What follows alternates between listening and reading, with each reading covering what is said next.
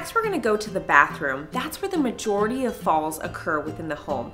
So I'm going to offer some tips on how to make the environment safer for your loved one living with dementia. Follow me.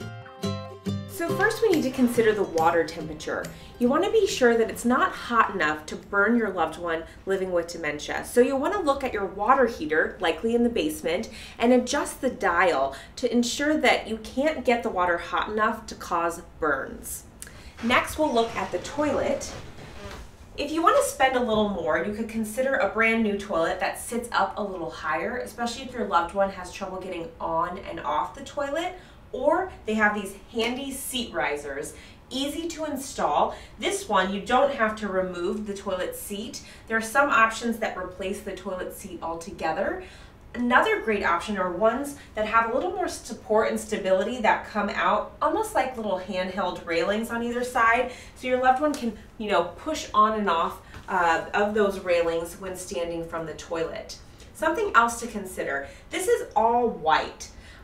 So you might want to have a colored toilet seat riser for spatial, visual spatial difference. The person might be able to better see it if it's a different color than the rest of the toilet.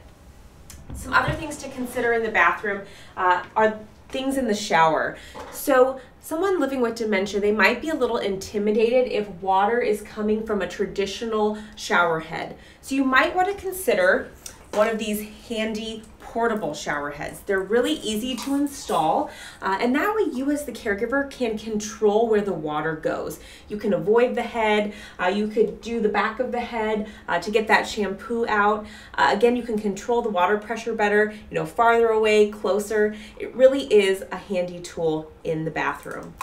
So one more thing you can consider is this bench. Some of the benches are circular, some of them are more of a square or rectangle bench. Some even have a back so your loved one can recline. But you put this shower seat in the shower so that your loved one doesn't get fatigued. Sometimes you stand in the shower, 5-10 minutes. That might just be long enough to wear out your loved one's legs. So having that seat handy can be a great way to ensure that they can, be comfortable throughout the entire bathing experience. I also want to talk about the flooring in a bathroom because oftentimes you have tile and that can create a slick situation quite literally. And so we want to be sure that there are rugs in the bathroom, but rugs can also be a trip hazard. So you might want to consider some double-sided tape on a traditional rug. So you can get this in your local hardware store and you can place the double-sided tape around all the edges and then place the rug on the floor. It just adds some extra security to ensure that that rug's not going to go anywhere. Another option is to purchase a rug that already has a rubber backing. I love these because they can easily be placed on the floor. You could additionally use some tape if you want a little extra security there. And then for inside the shower, you want to consider a rubber mat that has these nice little suction cups to be sure that your loved one is less likely to trip when they're getting in and out of the shower and moving or bath or moving around.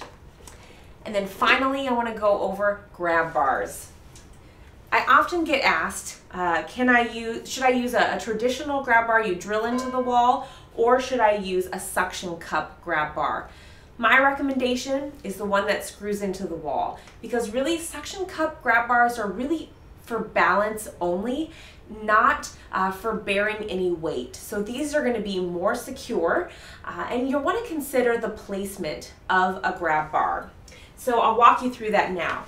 If you have a bathtub shower combo, you'll want to place the grab bar outside so that your loved one can use it for stability getting in and out of the bathtub. You also want to consider one here.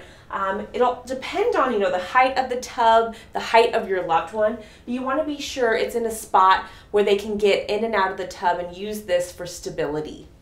Now if you just have a standing shower, no tub, you want to consider one here outside the shower and an additional one in line almost with the shower head so that they can hold onto it for balance, while they're shampooing, that sort of thing.